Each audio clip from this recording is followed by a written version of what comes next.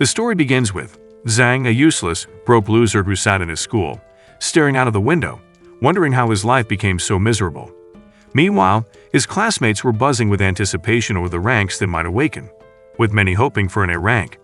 It was well known that a senior from their school had once awakened an S-rank talent. The senior was recommended to the prestigious Great King Academy of Martial Arts, before going on to become a renowned magic domain fighter. Some of Zhang's peers dreamed of becoming fighters to make money, while others wanted to protect humanity. Zhang, however, was weighed down by more pressing concerns. The inheritance left to him by his parents was nearly gone, and he realized he couldn't continue living as an NEET. The only path forward was to enter the magic domain. He remembered being transmigrated to this world and adopted by the Zhang family. But tragedy struck when a mysterious portal suddenly appeared in various places, unleashing demons that wreaked havoc. Normal weapons were powerless against them. During one of these attacks, Zhang's mother was devoured by the demons and his father, trapped under rubble, yelled for Zhang and his sister to run. Before they could save him, a titan crushed his father underfoot like a scene from Attack on Titan. In the aftermath, humanity discovered that those who entered the magic domain grew stronger. People began forming groups known as magic domain fighters to counter the demons, which proved to be effective. The Magic Domain Association was eventually established, and fighters were categorized into 5 levels, with the 5th level fighters being the only ones capable of confronting the highest level demons. Within the Magic Domain, one could awaken talents ranked from D rank to the rare SS rank.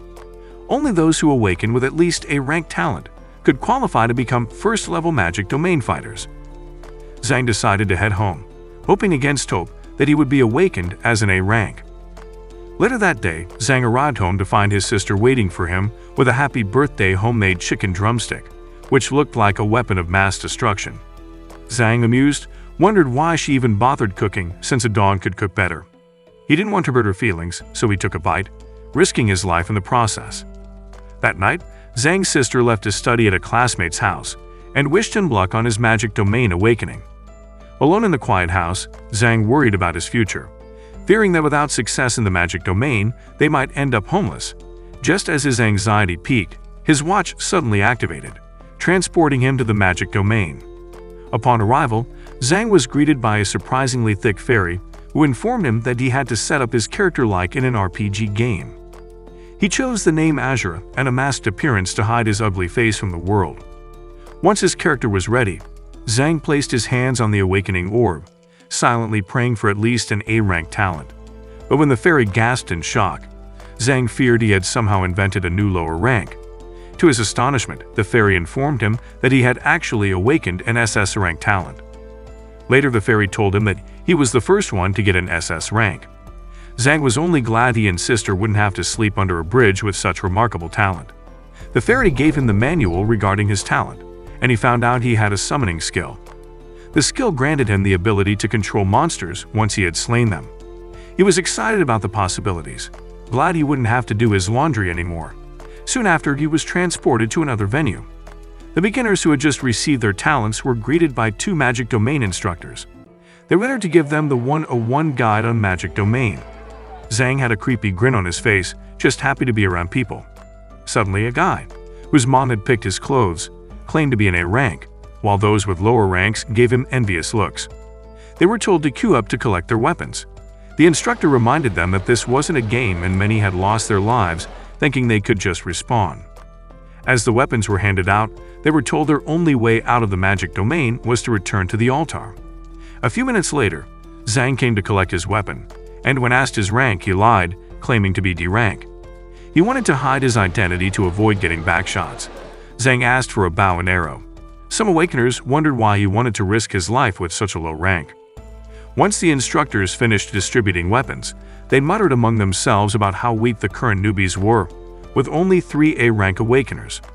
Some awakeners decided to go hunting for monsters, but Zhang stayed behind to practice with his weapon. After numerous attempts, he finally hit the bullseye once and realized he had a lot of work to do. After a long while, he gradually improved his archery skills. Feeling ready, Zhang decided to head out and test his skills on a monster. Suddenly, a lava tortoise chased a group of awakeners who cried out for help. Zhang decided to step in and drew the monster's attention, leading it toward the altar. Upon reaching the altar, the tortoise took damage from its warding enchantment, and Zhang took advantage of the moment to bring the monster down. He received an orb and couldn't help but feel smart for using the altar's enchantment to his advantage. After reading the guidebook, he planned to sell the orb since it was low level. But just as he was about to do so, a prompt appeared, informing Zhang that he could summon the tortoise demon. Naturally, he did, and was thrilled with his first summon. Somewhere in the magic domain, a group of awakeners fought against a violent hare, and they were getting their butts kicked. Not long after, Zhang pulled up on his WUP, causing the awakeners to stare in shock. Zhang, of course, couldn't resist, showing off like a kid with a brand new toy. The awakeners wondered if the monster could be tamed. One of them, overconfident and clearly lacking survival instincts, tried to tame the violent hare, only to get smacked with a heavy jab that knocked him out of commission.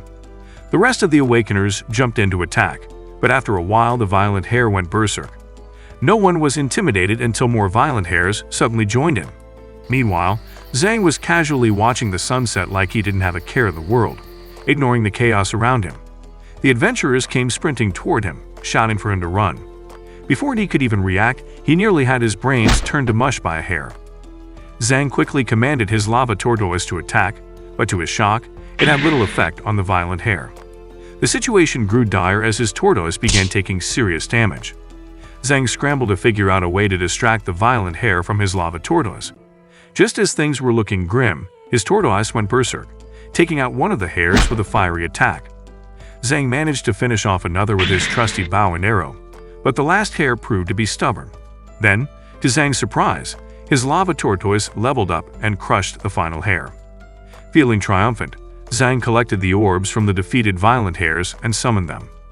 He was now the proud owner of 4 summoned beasts and couldn't help but feel a little smug about it. Just then, a prompt appeared, summoning him to the altar. A short while later, the awakeners arrived at the altar, where a magic domain administrator awaited them. He asked if they were getting the hang of things on the first floor.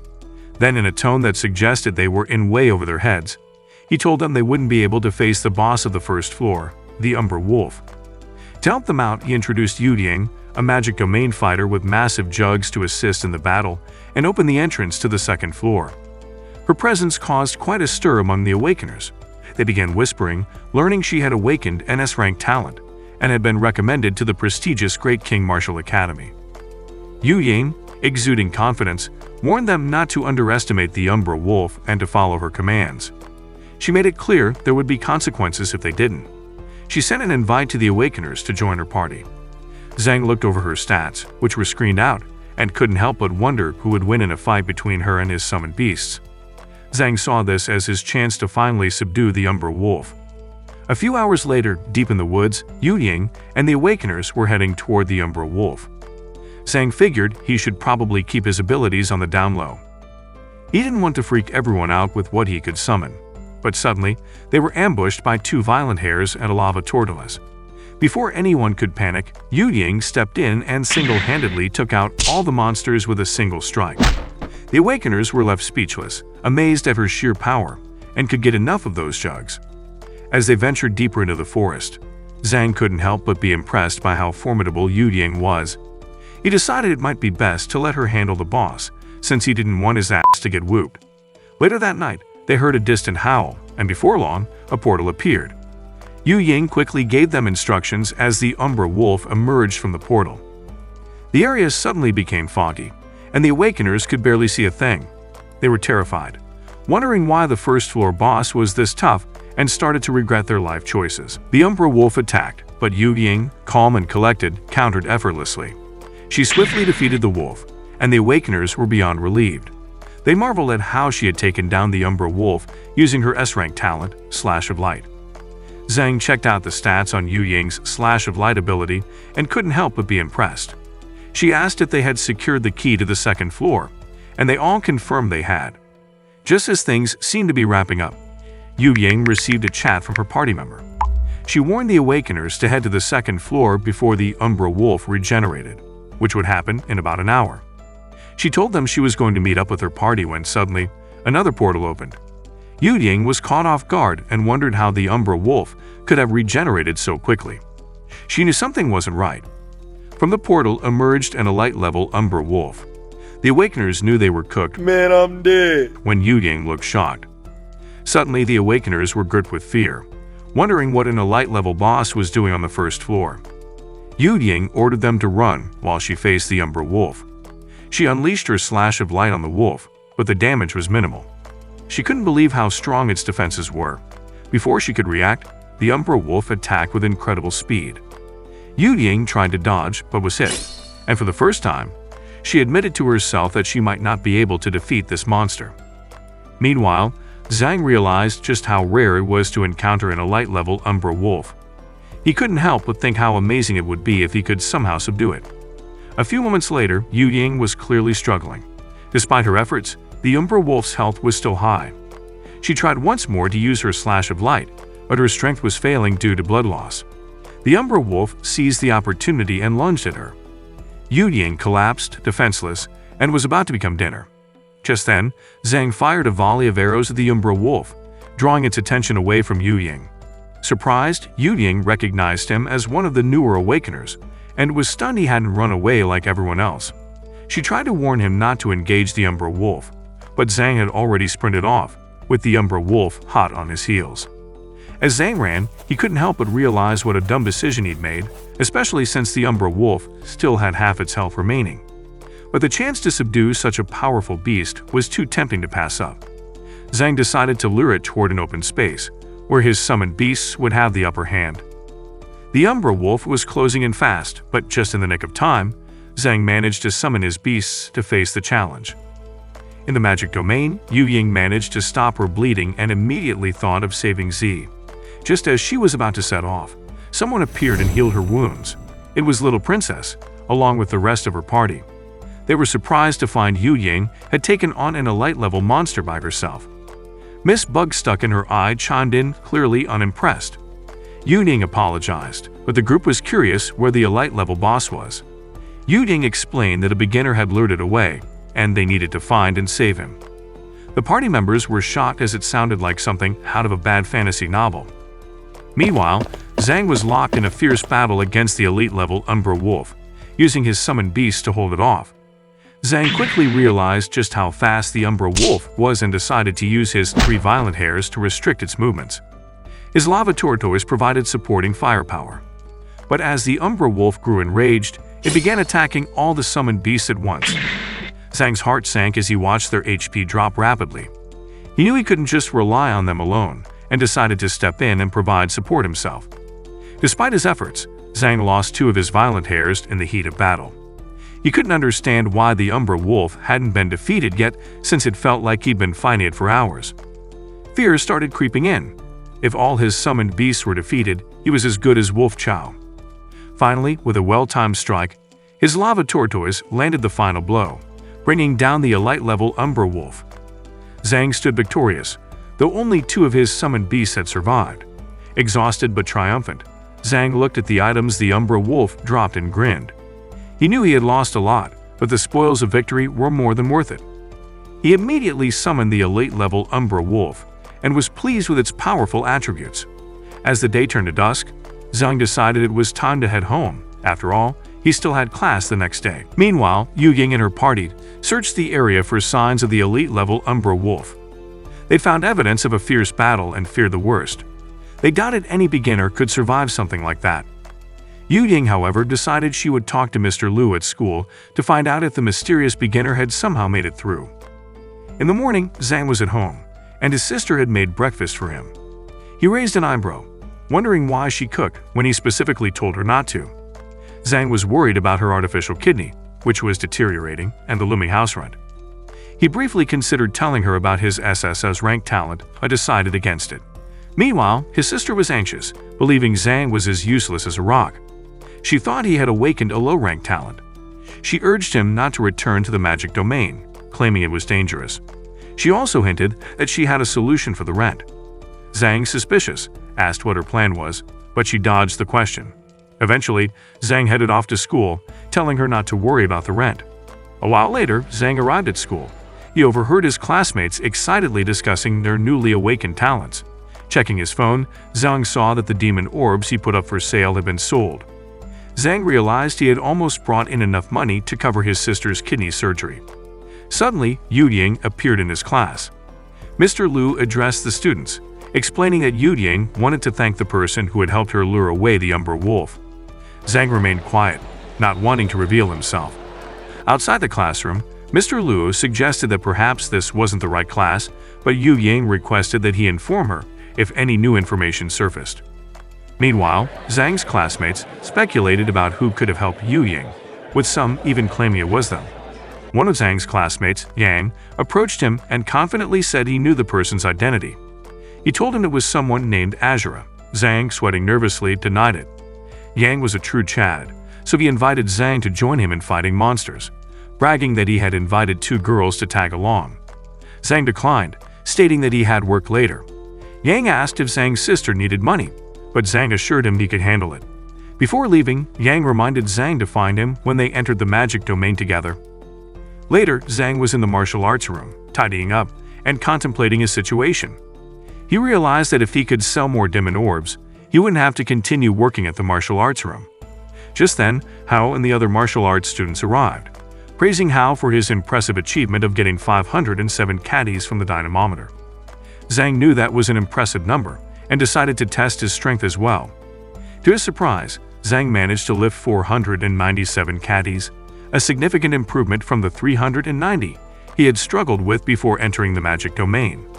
Feeling a surge of confidence, Zhang decided he would return to the magic domain later. Just then, he received a text from his sister saying she was studying the friend. Zhang immediately began to worry, hoping she wasn't doing any dirty jobs. Later that night, Zhang arrived at the magic domain and realized he had 7 open slots for summoned beasts. He decided to fill them up before advancing to the second floor. Summoning his Umbra Wolf, he began hunting for more lava tortoises. Over the next hour, he defeated several lava tortoises and violent hares, eventually filling all of his available slots. Just as he was about to head to the next floor, he heard a desperate cry for help. Realizing it was his classmate, Yang, Zhang rushed to see what was going on.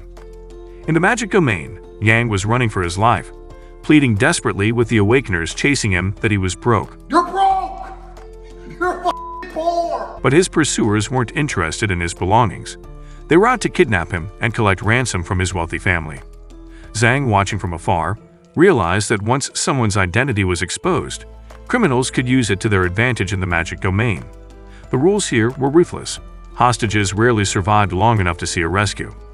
Yang insisted his family was broke, but his pursuers weren't buying it. After all, Yang had been using his money to risk the ladies on his team.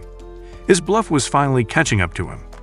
Yang and his team were cornered, and the kidnappers demanded his family's contact information, threatening to take his limbs if he refused.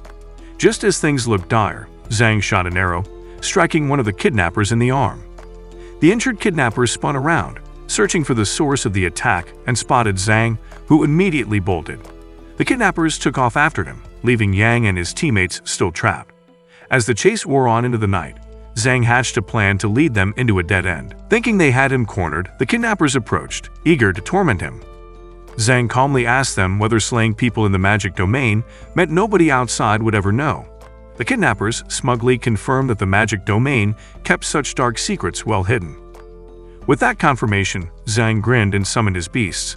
The kidnappers stared in shock as his summoned demons materialized all at once. They panicked and tried to escape, but Zhang's Umbra Wolf quickly foiled their attempts. Trapped with no way out, the kidnappers realized too late that they were utterly outmatched. Zhang reminded them, with an evil smirk, that no one would know if he took their lives. Despite their desperate attempts to flee, the kidnappers were swiftly defeated by Zhang's summoned beasts. As they fell, their soul orbs appeared, which Zhang happily collected. Among the loot, he discovered a Berserk talisman, capable of pushing its user into a Berserk mode for 100 seconds. Zhang pocketed it, knowing it could prove useful in the future. Just as he was about to head to the second floor, Ashura was stopped by Yang and his teammates, who had managed to free themselves. They rushed over, wanting to thank their mysterious savior. Yang even offered to pay Ashura $1 million as a reward. Ashura waved it off, saying there was no need. But deep down, he couldn't help but think about how much he needed that cash. Still, he knew that accepting the money would blow his cover. Ashura bid them farewell, and as he disappeared into the night, Yang couldn't help but idolize him, his new hero. Moments later, Zhang arrived at the second floor, which resembled a vast, eerie cavity filled with jagged walls and a sense of oppressive darkness. Groups of awakeners scattered across the floor were looking for team members to join forces. Zhang, however, decided to go solo. Flipping through his guidebook, he studied the monsters on the second floor: the venom spider, the vampire bat, and the boss, the sky-swallowing toad. Each of these creatures was far stronger than anything he had faced on the first floor. As Zhang was absorbing the information, he was suddenly ambushed by a venom spider. It shot its sticky web toward him, but he managed to evade the attack with a quick leap and summoned his demon beasts. The venom spider, however, was not easy prey. Its webs quickly ensnared his beasts, and it spewed venom that drastically weakened his violent hairs. Zhang had to act fast. He ordered all his summoned beasts to attack simultaneously, while providing support from the rear. After a fierce struggle, they managed to defeat the spider. Feeling victorious, Zhang summoned the defeated venom spider and inspected its stats, which were impressive. It had excellent crowd control abilities with its web and potent venom. Zhang grinned, pleased to have such a valuable addition to his arsenal. As Zhang continued his journey deeper into the second floor, he found himself facing fewer monsters than he expected.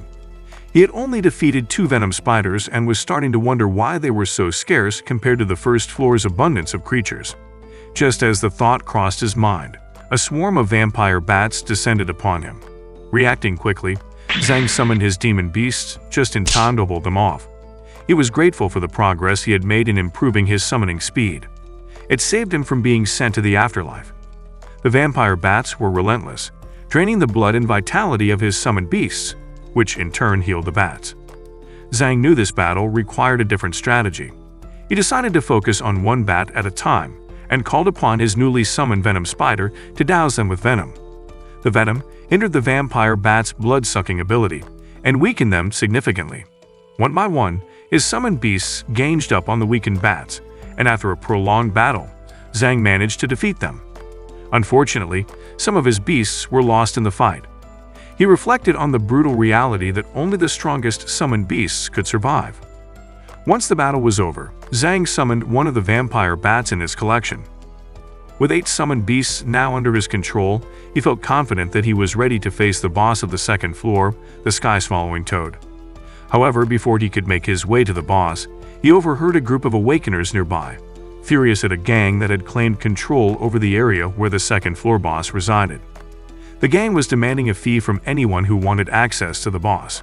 The Awakeners were outraged and muttered complaints about why the Magic Domains Administration wasn't stepping in to stop such behavior. The gang members stood their ground, taunting anyone who couldn't pay to either leave or deal with them. A while later, the Awakeners kept ranting about how shady the gang claiming the boss spot was. The gang held firm, saying if they were broke, they could leave. Just then, Zhang told the gang he had just entered the Magic Domain, didn't have orbs, but could pay with gold bars. The gang member was stunned, wondering if he was a rich Arabian prince. Zhang kept a straight face, claiming he was from a wealthy family and would pay after taking down the boss. The gang member accepted, but warned him he'd regret it if he was lying. Nothing like a good trust me bro. Zhang was taken to the second floor's boss, and he couldn't help but smirk with how dumb they were. Zhang was brought to their captain and prepared to face the sky-swallowing toad. He could tell their captain meant business based on his evaluation. Zhang recalled from Yu Ying's evaluation that anyone with experience in their profile was no joke. They headed into the cave where the sky-swallowing toad lurked, and Zhang was stunned by its size and how much it looked like Mount Maiboku toad. The captain wasted no time, charging the toad with a fiery punch that knocked its HP down to 1/3. The sky-swallowing toad retaliated with a fireball, but the captain dodged it and unleashed a flurry of attacks. Zhang noticed that at this rate, the captain would win, so he bided his time for the perfect moment to strike. Just as the captain was about to finish it, Zhang fired his arrow at the monster. The sky-swallowing toad flew into a rage and went after Zhang. The gang members tried to stop Zhang, worried he might steal a reward, but the captain waved them off. He was sure there was no way a beginner could take down the sky-swallowing toad, and was content to watch Zhang's imminent demise. The gang member watched Zhang struggle, wondering how he thought he could defeat a boss on his own, wondering if he thought he was in an action movie. They couldn't understand why he made such an idiotic decision, knowing that win or lose, there was no escaping his demise. Then, to everyone's shock, Zhang summoned his beasts. The captain was stunned. He'd never seen a summoner before. After a relentless series of attacks, Zhang managed to defeat the sky-swallowing toad. The gang members stood there, dumbfounded, unable to believe that a beginner could pull off such a feat. Zhang was pleased with the rewards he collected from the sky-swallowing toad. As Zhang began to pick up the orb, he found himself surrounded by the gang members like a gangbang was about to go down. They demanded he hand over the orbs and the gold bars he had promised, threatening to finish him off if he didn't comply. Zhang marveled at their audacity to accuse him of stealing the finishing blow, knowing full well he would have defeated the boss regardless. Though he'd lost some of his summoned beasts in the fight, he was confident that his Umbra Wolf could handle them.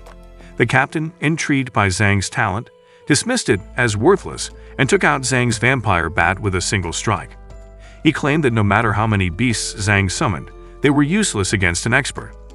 Zhang had only planned to defeat the boss and collect some keys, but now he was prepared to take on the captain if it came to that. Suddenly, they were interrupted by a member of the domain administration, the magic domain's equivalent of the cops. Zhang was relieved, hoping he wouldn't have to fight any further. One of the gang members whispered to the captain that they should eliminate the cop to cover their tracks. But the cop announced that he had recorded everything and was ready to report it back to base. The captain scoffed, saying the cop wouldn't get the chance. Realizing they were planning to take him out, the cop stepped up to defend Zhang and complimented his summoning talent. The gang launched their attack, but the cop froze them in place with a freezing technique. Apparently, the cop had a rank talent, but the captain wasn't fazed. He reassured his men not to panic in order to counterattack, easily handling the cop's technique. The cop calmly warned them that his partner was on his way and advised them to surrender. The captain decided to handle the situation personally, receiving a magic-resistant boost from one of his gang members. The cop attempted his freeze technique again, but it was useless. He told Zhang to run, warning that the captain's blazing punch would finish them off in an instant. But the captain wasn't about to let them go anywhere. The captain was ready to end them, and the cop was so terrified he could do nothing but pee his pants. Just then, Zhang summoned his lava tortoise to block the attack and trap the captain using his venom spider. He told the cop to sit back and watch the show free of charge. Zhang then summoned the Umbra Wolf, leaving the gang members utterly baffled. The captain broke free from the web he was trapped in, but Zhang had already summoned the sky-swallowing toad. The gang members were in shock, realizing Zhang was the one who had summoned the sky-swallowing toad after all. They had assumed he could only call forth smaller beasts. Speculation about Zhang's talent spread quickly among the gang members. They were starting to believe he had to be an S rank. Fear began to set in as they turned to their captain, asking what they should do.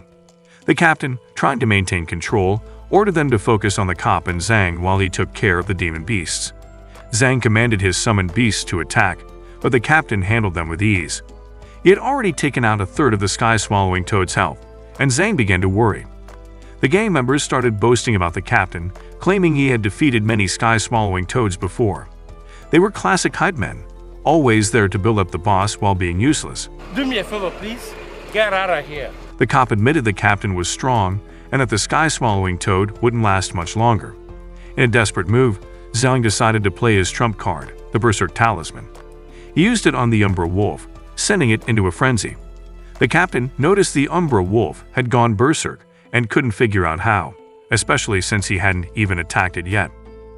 Realizing he no longer stood a chance, the captain ran with his tail between his legs. But the Umbra Wolf had other plans, and escaping wasn't on the agenda.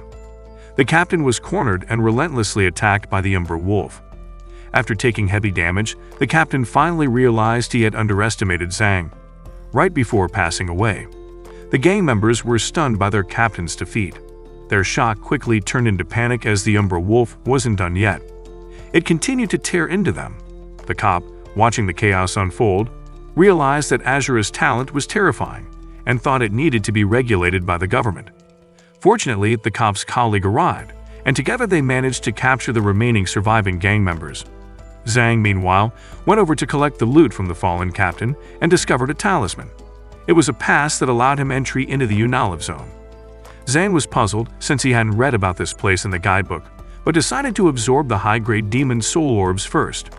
The cop returned and asked Azura if he was interested in joining their team. Zhang politely declined, saying he wasn't interested at the moment. The cop handed Zhang his number anyway, like he was trying to hit on Zhang. He told Zhang to reach out if he changed his mind, which was very sus. As Zhang made his way towards the next floor, the cop gave him a piece of advice. He told him to remember where he came from, no matter how strong he became. Zhang reassured him not to worry. A while later, Zhang arrived at the third floor and noticed that there were far fewer people than on the previous levels. It was then his pea-brain finally kicked in that the higher the level, the stronger the monsters. He checked the guidebook to find out more about the monsters on the third floor and learned that they were goblins, specifically the Peltus Goblin and the Pelting Goblin. After a bit of exploring, Zhang realized it was getting late and decided to head home. When he arrived home, Zhang was surprised to find the house dark. Curious and concerned, he checked his sister's room, only to discover she wasn't there. Zhang wondered where she could be this late at night and decided to call her classmate. But when he checked his phone, he saw he had a bunch of missed calls. He quickly called her classmate and was alarmed to hear that his sister, Feng, was in trouble. Later that night, Zhang arrived at the luxurious dance lounge where he was told his sister was being held. The guards tried to stop him, but they were nothing more than cannon fodder. Zhang swiftly dispatched them all without breaking a sweat. Meanwhile, inside the lounge, an old fat pig was causing trouble for Feng, trying to force her to drink. He threw his credit card around like it was some magical persuasion tool telling her to drink. Her coworker attempted to calm the situation but ended up getting slapped for the effort.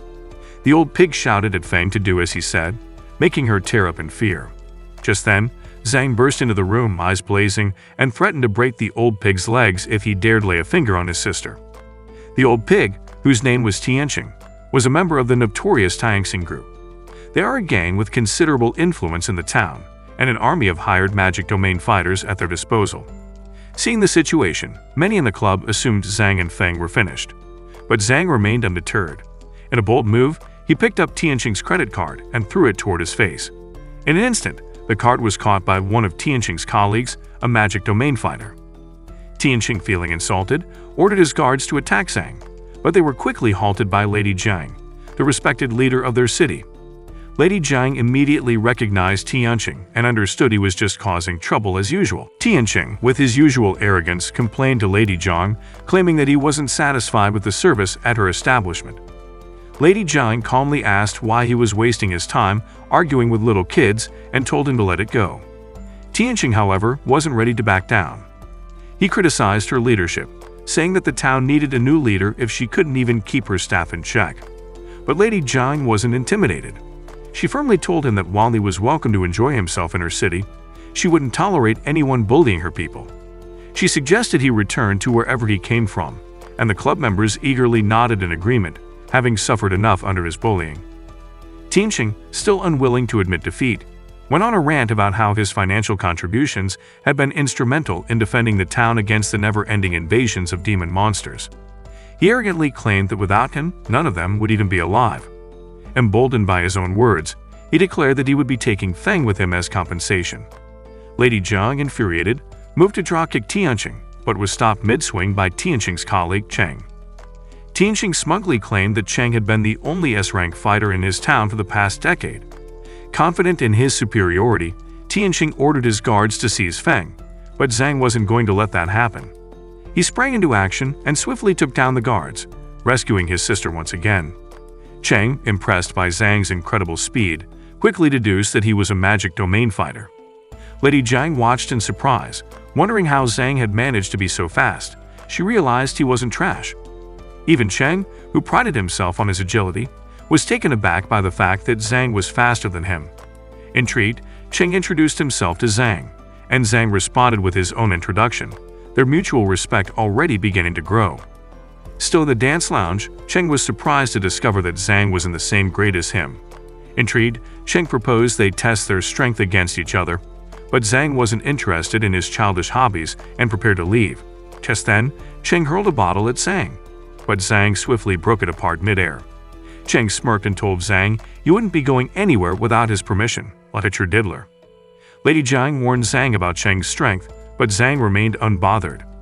He calmly told his sister they'd be heading home soon.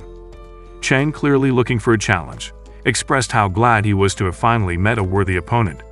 He attacked first, and Lady Jiang gasped, realizing Cheng had been hiding his true power all along. Zhang, however, easily dodged the strike and countered with a punch that caught Cheng off guard. Before Cheng could recover, Zhang was already behind him, landing another blow to his arm. Cheng was stunned by Zhang's speed, while Tianqing, watching from the sidelines, began to feel uneasy. Zhang continued his onslaught, all the while maintaining a calm demeanor. Feng's coworker found it shocking. She had always thought Zhang was a lonely loser. After delivering a series of blows, Zhang paused and stepped back, giving Cheng a moment to breathe.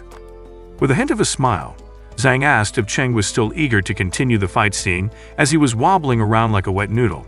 Cheng, though clearly in pain, mentioned the upcoming national mock exams, which he was planning to take. Zhang smirked, revealing that he too would be participating in the exam. Zhang told him they might end up as alumni of the same school. Zhang told Cheng that if he ever wanted to find him, he could look him up at King Martial Academy. Then, turning to his sister, Zhang said it was time to go home. However, before they could leave, Lady Zhang interrupted, wanting to thank Zhang for his help. A few moments later, Lady Zhang brought Zhang to her office, offering him a check for 500,000 bucks as a token of her gratitude. Zhang, however, politely refused the money, explaining that he couldn't justify taking it. Lady Zhang clarified that Tianqing had been stirring up trouble, and the money was meant to help if things escalated further. Feng, noticing her brother's hesitation, begged him to accept the job offer. After a brief pause, Zhang finally agreed. With that settled, Zhang and Feng left the dance lounge and headed home together. As Zhang and Feng headed home, Zhang sternly reminded Feng never to set foot in the dance lounge again. Feng tried to lighten the mood, mentioning how cool he looked during the fight, but that was the last thing on Zhang's mind. He shot her a look and reminded her she had school the next day. The next morning, Yang met Zhang on his way to class, cheerfully claiming he never thought he'd see Zhang again. Yang expressed how grateful he was for Azura saving his life. Zhang, however, brushed it off, uninterested in any praise, and was more focused on getting home to cook for his sister. As Yang left, Zhang couldn't shake off a feeling that Yang might become a problem for him in the future. Later, Zhang bumped into Hao, who asked if he had cleaned the martial room after school the previous day. Zhang's heart raced. He feared they had discovered that he was the one who punched the dynamometer. But instead of pressing the issue, Ho casually asked if Zhang had seen the person who had done it. Fortunately, he was seen as a bag of trash. So Zhang quickly denied any knowledge and made a swift exit. He realized he'd have to be much more cautious moving forward. As Ho thought maybe it was Zhang, his friend scoffed, reminding him of how much of a loser Zhang was. But Ho wasn't convinced, suspecting they'd eventually discover the truth during the upcoming national martial exam. Back at the Zhang household, Zhang sat in front of the TV, his attention drawn to a news report about dangerous fugitives on the loose. Realizing the streets were unsafe, Zhang decided to venture into the magic domain once more, firmly telling Feng to stay home until things calmed down. Arriving at the third domain floor, Zhang took stock of the situation. He had 5 empty slots in his summon roster after losing several of his beasts in battle. Consulting his guidebook, he found the monsters on this level consisted of close Ranga and long Ranga goblins. His plan was simple: capture one of each before filling the remaining slots. Suddenly, cries for help echoed nearby. Zhang rushed towards the noise and found a group of awakeners being overwhelmed by goblins. He was surprised that the 3 of them couldn't handle the monsters on their own. Without hesitation, Zhang summoned his sky-swallowing toad, which immediately unleashed a wave of fire at the goblins. He followed up by summoning his lava tortoise to shield them from the goblins' counterattacks. To his shock, the goblins managed to block the tortoise's defense. The pelting goblin retaliated by hurling a massive boulder at the lava tortoise, dealing devastating damage that ultimately brought the tortoise down. Undeterred, Zhang commanded the sky-swallowing toad to continue its fiery assault on the pelting goblin, bringing its HP to a dangerously low level. Just as he summoned his Umbra Wolf to deliver the finishing blow, the pelting goblin unexpectedly turned and ran on its heel. Zhang stood there, baffled, wondering why the goblin would run when it was so close to defeat. Still in the heat of battle, Zhang quickly summoned his violent hair to intercept the fleeing pelting goblin. Meanwhile, the peltis goblin was trapped, and Zhang seized the opportunity to launch an all-out assault, ultimately defeating it. He summoned the peltis goblin to check its attributes, and was impressed by its remarkable damage and defense stats. However, Zhang began to worry when his violent hair didn't return. A sudden prompt revealed the violent hair had been defeated. Stunned, Zhang couldn't comprehend how his powerful summon had lost. Then he heard a commotion from behind. Turning around, he realized the pelting goblin had called reinforcements. Faced with a goblin army, Zhang knew he couldn't win at his current level, so he made the smart decision to flee. As he reached the sepia of the altar, the pursuing goblins halted, staying well away from its protective effects. The Awakeners already at the altar were astonished by the horde chasing Zhang, wondering if he'd somehow messed with the goblin's wife. Emotional, damn it! Once the goblins retreated into the woods, Zhang was left pondering their surprising intelligence and began plotting how to stop them from fleeing in the future. Later, Zhang returned to the woods to scout the goblins' movements. He noticed their strategy. They'd always worked in pairs, with one short Ranga and one long Ranga attacker. Zhang summoned his lava tortoise to engage the peltist goblin head-on, while his Umbra Wolf and sky-swallowing toad teamed up to take down the pelting goblin. Once the peltist goblin tried to retreat, Zhang swiftly called upon his venom spider, ensnaring the goblin under a thick web. Smirking, Zhang mocked the helpless goblin before swiftly finishing it off. He examined the pelting goblin's attributes and realized its damage output was comparable to that of his Umbra Wolf. With this revelation, Zhang resolved to capture even more goblins. Using the same tactics, he managed to collect several more goblins, although he lost his lava tortoise in the process. In the end, Zhang's efforts paid off, and he now commanded a force of 7 goblins, 1 venom spider, and 2 powerful bosses. Confident with his newly acquired army, Zhang felt ready to confront the third floor's boss. A few moments later, Zhang made his way toward the lair of the third floor's boss. As he approached, he could tell that this was going to be a tough battle. The boss commanded an army of countless goblins. Zhang realized that taking on the boss alone would be nearly impossible. Nearby, he noticed a group forming under the leadership of someone claiming to be an S-rank. This so-called leader had gathered a bunch of newbies, promising to help them fight the monsters. Zhang scoffed internally, thinking this was exactly how unqualified Awakeners often advanced by following someone stronger. One of the group's members approached Zhang, inviting him to join the raid. The leader assured him that there was no cost to join and that he wouldn't take any of the loot that dropped. With so many people crowding around, Zhang decided to reject the offer, claiming he preferred to go solo. The group members looked at him like he was an idiot, murmuring about how cocky he must be to think he could handle it all by himself. A while later, after carefully scouting the area, Zhang approached the boss's lair.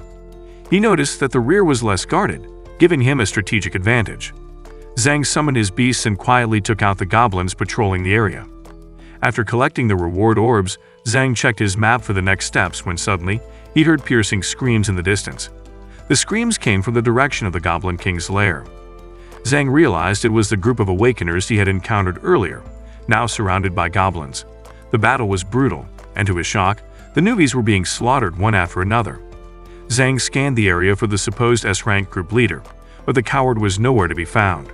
It became clear that the leader had lied and sent the inexperienced Awakeners to their doom. The group leader intended to return later to loot their bodies for soul orbs and equipment. Furious, Zhang clenched his fists. These lives were wasted for such trivial rewards. Just then, a dagger flew past Zhang, and the Goblin King had spotted him. The Goblin King immediately ordered his minions to attack.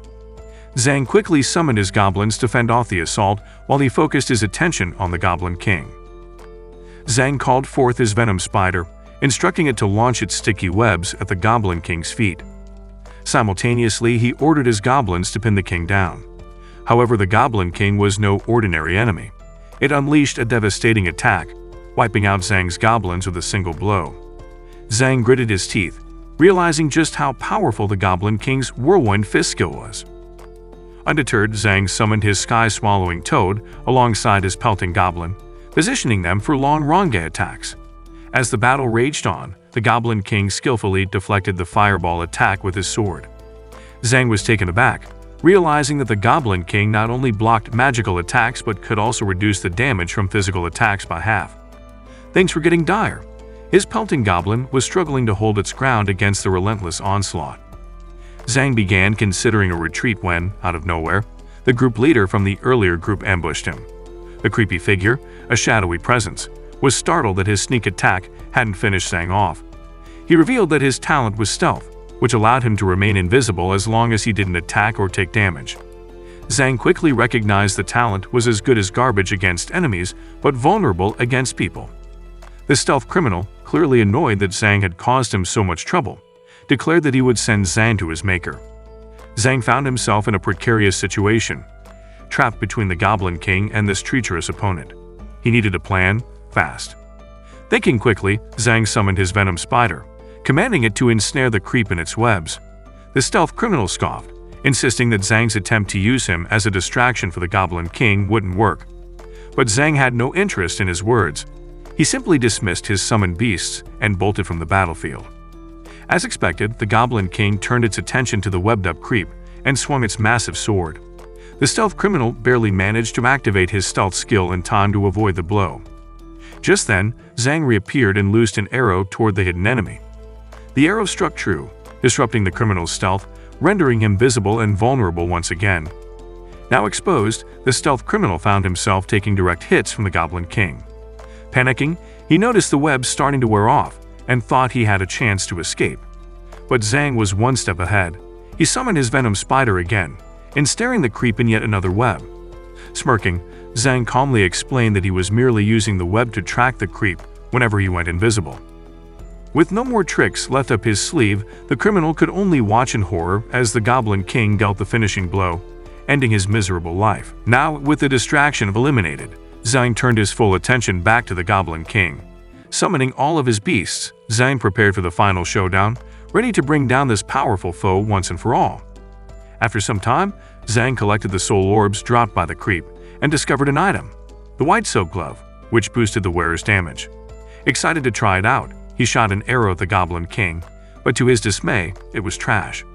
Embarrassed, Zhang quickly refocused as the Goblin King retaliated with the same skill, decimating more of his goblins. Time was running out and Zhang knew he had to think fast. Utilizing his venom spider's web, Zhang managed to pin the Goblin King in place. He commanded his long Ronge attackers to bombard the immobilized enemy. The Goblin King, unable to block every attack, saw its HP dwindle dangerously low. Seizing the opportunity, Zhang unleashed another barrage, this time delivering the final blow that felled the mighty Goblin King. Relief and satisfaction washed over Zhang as the entrance to the fourth floor revealed itself. He was pleased with the number of soul orbs he'd gained, and to top it off, he successfully summoned the Goblin King. Amused by the thought of his new prize, Zhang began playfully mocking the Goblin King for making things so difficult earlier. With 3 bosses now under his command, the sky-swallowing toad, the Umbra Wolf, and the Goblin King, Zhang felt like he could rule the world. He noted that while his Umbra Wolf seemed weaker than the others, its potential as an elite-level boss was undeniable. Realizing he still had 5 empty summoning slots, Zhang briefly considered returning to collect more goblins. However, the thrill of advancing to the 4th floor was too enticing. He decided to press forward before the Goblin King regenerated. The prospect of summoning multiple bosses filled him with excitement like a little kid. Just as Zhang was about to step into the next floor when suddenly he was asked to stop. Several figures appeared, ordering him to drop his weapon and surrender. Zhang recognized their logo immediately. They were the cops. It seemed they had received intel about an awakener swindling newbies. Although Zhang tried to explain that he wasn't the one they were after, his words fell on deaf ears. The cops weren't listening, and Zhang found himself in a precarious situation once again. In the Goblin King's den, the cops introduced themselves and forcefully ordered Zhang to put down his weapon. They informed him that they had set a trap for him on the 4th floor, warning him not to attempt escape. Realizing that he was heavily outmatched and unable to resist, Zhang cautiously told them he would surrender. Zhang realized that his luck was as great as Drake's bets. Just as tensions were rising, a voice interrupted, announcing that Zhang wasn't the perpetrator they were after. Zhang turned to see the cop he had met previously on the 2nd floor. The familiar officer greeted Zhang, and one of his comrades addressed him as Section Chief. Zhang was taken aback by the cop's rank, and the chief explained that it was thanks to the case they had worked on together that he had earned his promotion. Grateful, the chief thanked Zhang for his help, knowing he was as useful as a rock. The archer cop insisted that Zhang must be the culprit, since he was the only one present. However, the chief stood by his assertion that Zhang was not the criminal, explaining that the person they were looking for had a different name. Curious, the chief asked if Zhang had seen the perpetrator, to which Zhang replied that they had arrived too late. The culprit was already dead. Shocked, the chief couldn't believe the notorious criminal had been slain. Zhang then revealed that he had been the one to take the perpetrator down. Skeptical at first, the cops were stunned when Zhang provided a list of the people he had defeated. They found it hard to believe that a beginner who had only recently entered the third floor could take out such a skilled opponent. Impressed by his abilities, the chief and the other cops began referring to Zhang as a genius. The chief thanked Zhang for eliminating a significant threat, knowing he would steal the credit. Just as Zhang was about to proceed to the fourth floor, the chief stopped him, offering a warning. He explained that the criminal Zhang had defeated was part of a dangerous organization known as Dawn, a group notorious for committing every kind of crime imaginable. The chief urged Zhang to join his team for protection, but Zhang declined, politely thanking him for the information about Dawn before continuing on his way. Determined, the chief muttered that he would make sure Zhang joined his team eventually. He was relentless, as did he in his freaky party. Meanwhile, Zhang reached the fourth floor and found a scene of unrest. Awakeners were protesting against the Magic Domain administrators, who had barred them from advancing further. Zhang, tired of hearing about the Magic Domain administration, listened in on the protesting Awakeners as they discussed rumors about the fourth floor being an unalive zone. Zhang recalled that he had a talisman for that kind of situation. The administrator tried to explain the severity of the unalive zone, but some Awakeners remained skeptical. Finally, the administrator decided to clarify what an unalive zone was: an unpredictable dimensional anomaly that could appear on any Magic Domain floor.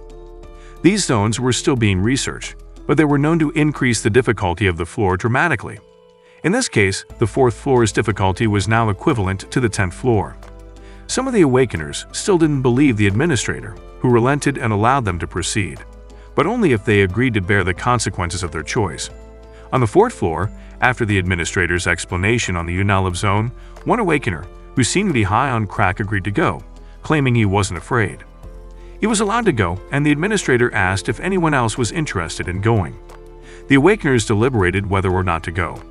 Suddenly, the idiot who went to the fourth floor ran with his tail behind his back. After having a brief encounter, terror-stricken by the creatures inside, he admitted that the area was indeed an unalive zone filled with terrifying monsters. The administrator then advised the group to return in a few days when the unalive zone would be gone. Some adventurers took this opportunity to rest, seeing no point in pushing forward into such danger. Zhang, realizing that it was getting late, decided to head back home as well.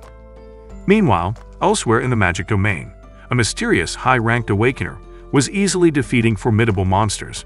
As he casually picked up a demon orb, he received a message informing him that the stealth criminal had been slain by someone named Azura.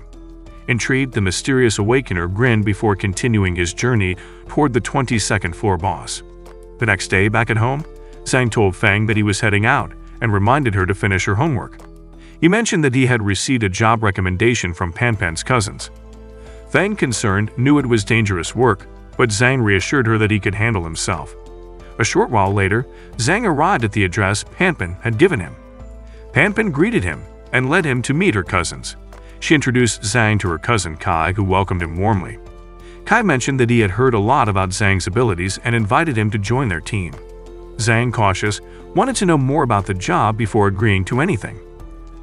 Kai explained that their mission involved going to enemy-occupied zones, areas where monsters from the Magic Domain had invaded and taken control of certain cities. These zones were filled with valuable items, but they were also extremely dangerous because of the monsters that roamed them. Kai warned Zhang that the job carried significant risks, including the possibility of running into powerful monsters. He also revealed that the Security Bureau had prohibited ordinary citizens from entering these zones, meaning that what they were about to do was illegal.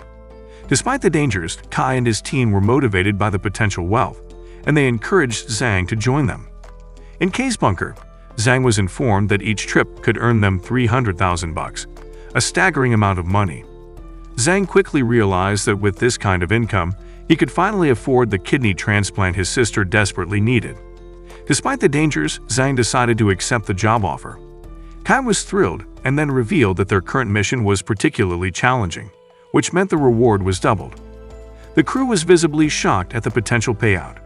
Curious, Zhang asked what they were going after, and Kai explained that their target was a rare calligraphy and painting scroll from the 5 Dynasties period.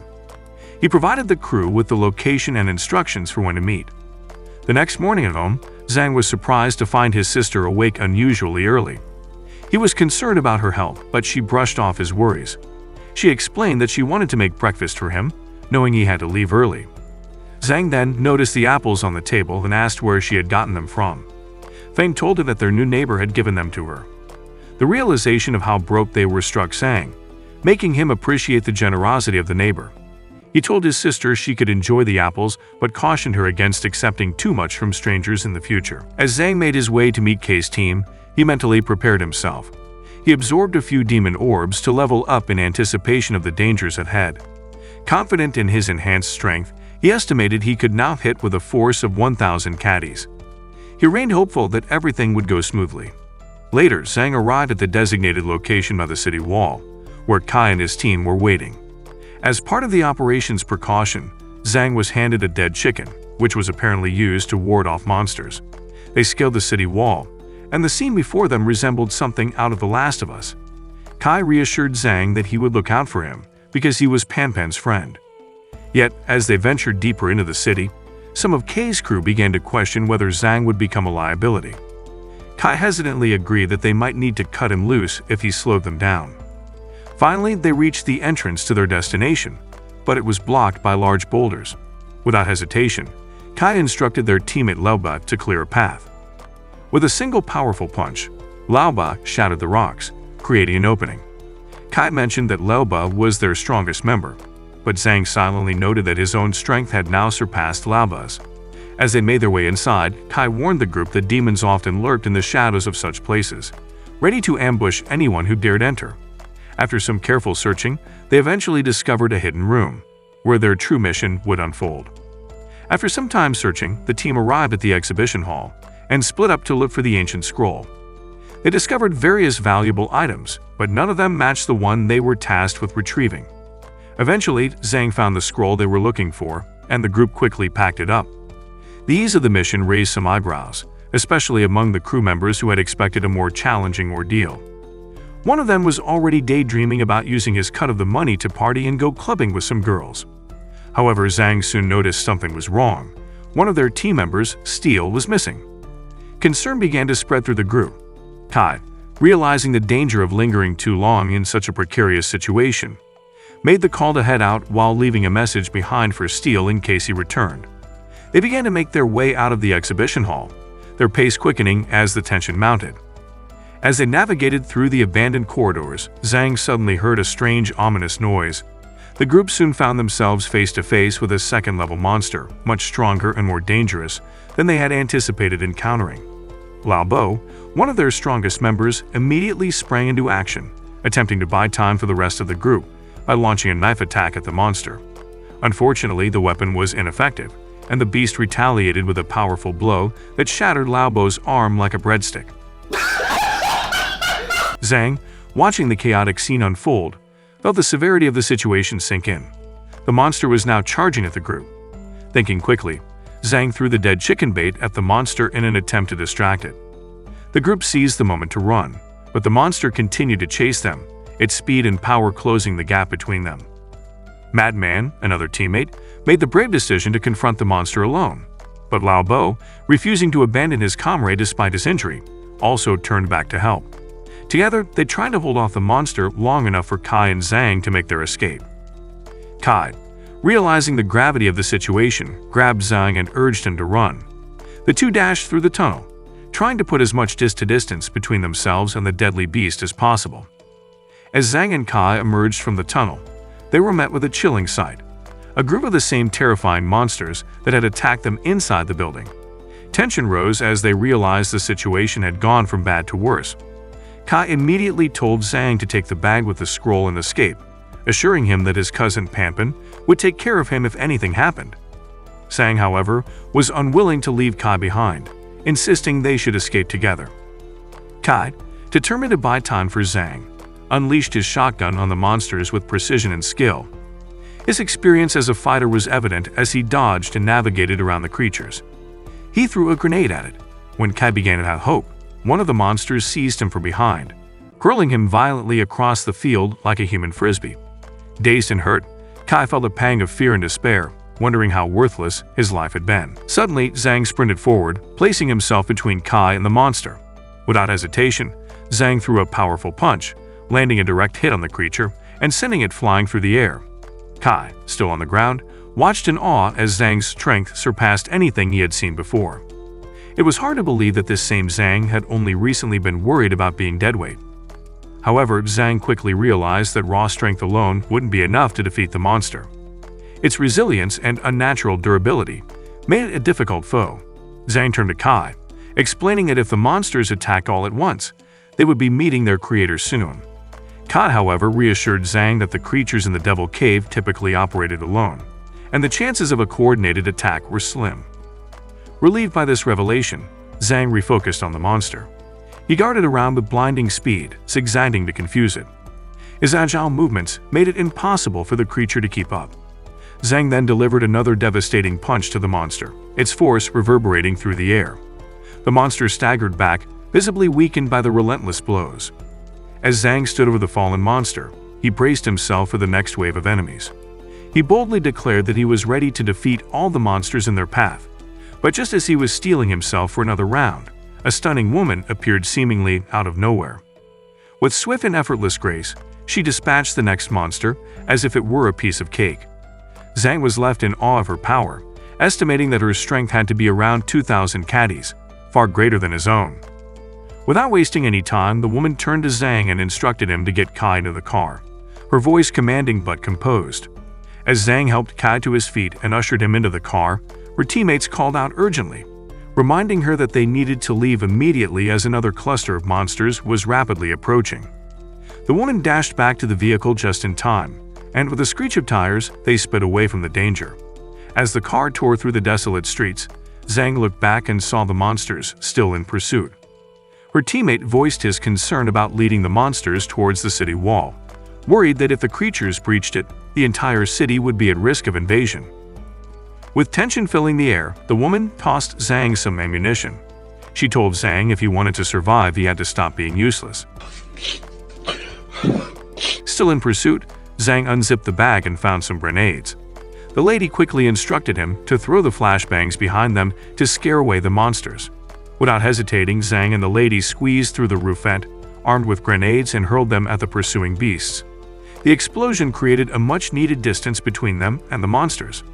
Zhang couldn't help but wonder who in the world this lady was, running around with a bag full of grenades like it was no big deal. As they regrouped, the lady's teammate asked what they had done to attract so many monsters. Kai explained that they had only come to pay their respects to the deceased and certainly didn't expect to encounter the creatures from the Devil Cave. Kai thanked them for saving his and Zhang's lives, but the lady wasn't entirely convinced. She eyed Zhang and asked for his name, impressed by his survival by his skills. After he introduced himself, she offered some advice. She told him never to venture into an enemy-occupied zone unless he was a magic domain fighter. If not, he'd be dead meat in no time. Zhang nodded, relieved that they weren't out to loot them. The mysterious group escorted Zhang and Kai to a safe distance near the city wall, where they parted ways. After thanking the lady once more, Zhang turned to Kai, asking who they were. Unfortunately, Kai was just as clueless. However, he speculated that they had to be magic domain fighters, given how effortlessly they handled the monsters. Zhang, still mourning the loss of his backpack, couldn't help but sulk. Kai, on the other hand, didn't seem to care. He was just glad to be alive. A little while later, Zhang reflected on just how close they had come to losing their lives. If the lady hadn't shown up, he and Kai would have been history. Zhang was still bummed about losing the scroll. Lost in his thoughts, he accidentally bumped into someone. Zhang couldn't shake the feeling that the guy's build seemed familiar, reminiscent of Steele's physique. Curious, he decided to follow him. After trailing the man for a while, he overheard him receiving a call, confidently telling his boss that he had arrived without being followed. A short while later, two other people joined him. The older man asked whether the mysterious person had brought what he wanted. In the alley, the mysterious person pulled out the item, handing it to the old man in exchange for a suitcase full of cash. The old man, Boss Lee, smiled approvingly, praising him for being merciless. Boss Lee praised him for hogging $3 million for himself while turning on his crewmates of a decade. Zhang, watching from the shadows, was now certain that it was Steele. Boss Lee's bodyguard handed over the money, and Steele told them one had to be ruthless to survive. Moments later, a gun was drawn on Steele, who wondered what was going on. He didn't get an answer, just a bullet. The old man sneered, claiming he was more ruthless and couldn't stand cannon fodder. Zhang, shocked by what he had just witnessed, wondered who Boss Lee really was. Deciding it was too dangerous to stay any longer, he left the alley. Later that night, Zhang arrived home and was greeted by his sister Feng, who casually asked how work had gone. Zhang, still shaken, told her she didn't want to know and suggested they go inside first. As they were about to head in, their neighbor appeared. Feng cheerfully greeted him, adding that he was the one who had sent the apples earlier. The neighbor smiled at Zhang, but Zhang's eyes narrowed. He noticed a scar on the man's face, the same one Boss Lee's bodyguard had. Instantly on guard, Zhang cautiously thanked him for the apples.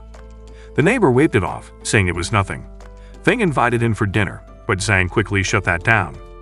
Kang did his best to hide his growing suspicion, but had a bad poker face. The neighbors seemed to sense something was off. Feng went inside to start preparing dinner, while Zhang couldn't shake the eerie feeling. Zhang wondered how his neighbor had the same scar as Boss Lee's bodyguard. Zhang told Feng he was going out, but Feng looked confused since he had just got back. Zhang brushed it off and told her to stay home and not go out for any reason. Determined to figure out the truth, Zhang went to his neighbor's house to investigate. When he arrived, he saw the neighbor had sprinkled white ashes on his balcony. Definitely not something your average person did. Confident in his agility, Zhang snuck in, knowing he could easily dodge any traps. Inside, the house's setup made it clear. This was no ordinary guy. Searching the room, Zhang found a hidden box under the bed. Opening it, he discovered evidence that his neighbor was a magic domain fighter named Hanfei. It confirmed what Zhang suspected all along. His neighbor was Boss Lee's bodyguard. He wondered what he was planning. Just then, Zhang heard footsteps approaching. His neighbor suddenly opened the door, clearly searching for him. Zhang's heart raced as he hid, trying not to breathe too loudly. In Hanfei's room, Zhang crouched under the bed, hoping Hanfei wouldn't spot him. If he did, Zhang knew he'd have to face him one-on-one, and that wasn't exactly in his survival plan. Unfortunately for Zhang, Hanfei was no fool. He knew Zhang was still there and casually pulled out his Glock. Zhang's heart sank as he realized he was screwed. Just as Hanfei fired the bullet, Zhang's watch hit 8:00 p.m., and he was transported to the magic domain in the nick of time, narrowly avoiding becoming target practice. Hanfei, furious, kicked over the bed, fully expecting to find Zhang's lifeless body. But much to his frustration, Zhang had already vanished.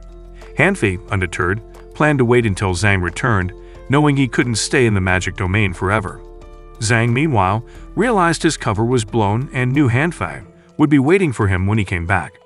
Since he couldn't stay in the magic domain indefinitely, he had no choice but to make the most of the time he had. He decided to head to the 4th floor, hoping to get stronger before being forced back into Hanfei's waiting arms. On the 4th floor, Zhang discovered that the Unilib zone hadn't disappeared. As much as he wanted to avoid it, he knew it was his best shot at powering up. He overheard other Awakeners talking about how the Unilib zone could only vanish once the boss inside had been defeated. Currently, a bunch of powerful Awakeners were gathering, preparing to take it on. Only those with a rare invitation could enter, though, and getting one was no easy feat. And Zhang, as it turned out, had an invitation. He knew going back to the floors he had already cleared wouldn't help him gain any points.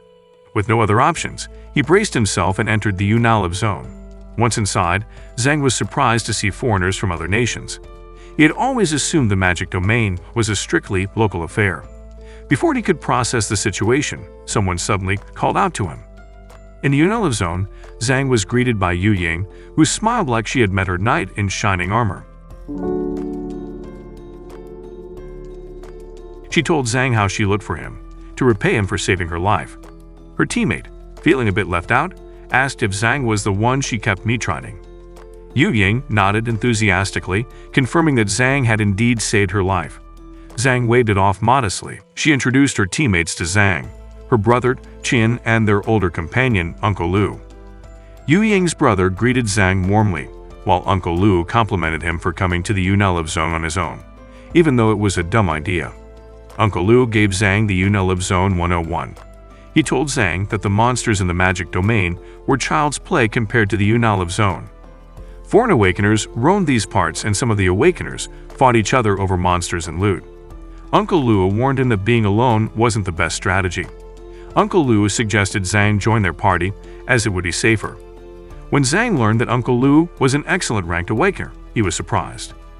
He read from the guidebook that the ranking system of awakeners ran from newcomer, proficient, excellent, powerful, extraordinary, all the way to peak level.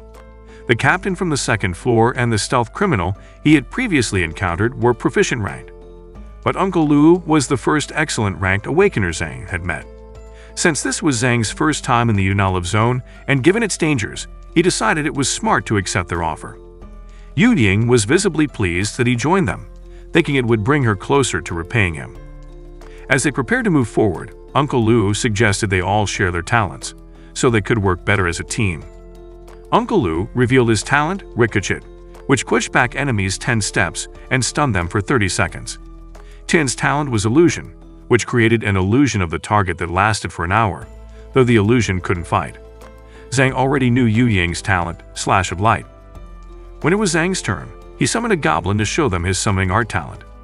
Yu Ying's eyes widened as she observed the goblin's strength, clearly impressed. Uncle Lu nodded in approval. Yu Ying asked if the goblin listened to his commands well, and Zhang confirmed it obediently followed his orders. Uncle Lu then announced that they should head toward the village to face the first boss, so that they don't leave empty-handed. Zhang, curious, asked if the boss rewards in the Unalive Zone were better than those in the magic domain. Uncle Lu confirmed it, explaining that while the rewards were better, the danger was also multiplied. He had brought Yu Ying and her brother Tian to increase their chances of success. As they neared the village, Zhang noticed the eerie atmosphere and asked what had happened to the people there. Uncle Lu explained that they were possessed, their bodies taken over by dark forces. He urged the group to continue forward, determined to find the first boss. In the Unalive Zone, Uncle Lu took the lead, urging the group to stay close. He warned them not to stray, as the village was built like a maze. After a while, Zhang couldn't help but notice that they had passed the same spot more than once. Yu Ying, equally uneasy, confirmed they were moving in circles. Before Zhang could voice his concerns, the possessed villagers launched a sudden attack. Uncle Luo quickly reassured them. Uncle Luo took charge of the front, assigning Yu Ying to guard the rear. Zhang and Tian, clearly the less experienced, were left to manage the center. Zhang summoned his goblins, but when he glanced at Tian, he could tell from the look on his face that he was new to this kind of fight. The monsters were far tougher than expected. Their damage and defense were off the charts. Just as Zhang was about to get a handle on the situation, one of the monsters lunged at him. Before he could react, Uncle Lu swooped in and obliterated the creature with a single strike. Uncle Lu turned to Zhang, looking a bit disappointed. Uncle Lu had higher expectations after hearing how he had saved Yu Ying. The real deal felt weak and useless. Suddenly, lightning struck from nowhere and Uncle Lu was ambushed. A figure stepped out of the shadows, revealing himself as the mysterious professor. Uncle Lu, clearly affected, warned the group that the lightning had a paralyzing effect. The mysterious professor launched another attack on Uncle Lu. Yu Ying tried to rush to his aid but was stopped in her tracks by an archer, Spirit of the Night, who shot an arrow towards her direction. Fortunately, she stopped it in time. Zhang ordered his goblin to attack, hoping to turn the tide. Unfortunately, his goblin was promptly wiped out in a single strike by Harrison, another powerful enemy. He wondered how everyone was hitting like a cheat code in a video game. In the heat of battle, Uncle Lu realized that the ambushers were the very same troublemakers he had spared last time. They saw their opportunity to strike, knowing Uncle Lu had brought 3 newbies to the Unalive Zone. Shameless as they were, they didn't care how they won, as long as they got the upper hand. Uncle Lu was struck by lightning again, and he knew things were spiraling fast. Desperate, he decided to use an activation potion to break free from the paralysis, despite knowing its nasty side effects. His only concern was making sure Yu Ying and Tian got out safely. The mysterious professor, noticing the potion, was shocked. He didn't expect Uncle Lu to go that far, given the risks. Meanwhile, Yu Ying was terrified. She could see Uncle Lu was risking his life for them. Uncle Lu shouted for them to retreat and not to worry about him. As they scrambled, Harrison moved to attack, but Uncle Lu intercepted him. Yu Ying, now panicking, urged them to run, but Spirit of the Night fired a seeking arrow at them. Yu Ying managed to block most of the arrows with her slash of light, but one slipped through, wounding her. Despite the pain, Yu Ying stayed focused and reminded the group that Uncle Lu was the real target. She suggested they hide in the meantime to avoid drawing more attention. Uncle Lu continued battling fiercely, holding the enemies at bay. As they retreated, Zhang remembered that only awakeners from a particular country were supposed to fight the monsters in their nation's magic domain. Confused, he asked Yu Ying how Uncle Lu knew those foreign ambushers. Yu Ying explained that while the magic domain was restricted by country, the Unilive zone was a free-for-all. Chen, meanwhile, was spiraling into self-doubt. He blamed himself for dragging them into this. He wished he had just stayed home, wondering what his trash talent was good for there. Yu Ying got frustrated, wondering why he was acting like a loser. Zhang attempted to console Tian, telling him his talent wasn't trash. Tian cut him off, clearly in no mood for pep talks from someone with an OP talent. Before anyone could argue further, Yu Ying's expression hardened as she could hear something coming. Sure enough, a monstrous figure loomed toward them, and they braced for another fight. Will Zhang make it out safely, or will his ability overcome him? That is it for this video. Leave a thumbs up if you liked the video and subscribe to the channel for similar content. And as always, thanks for watching.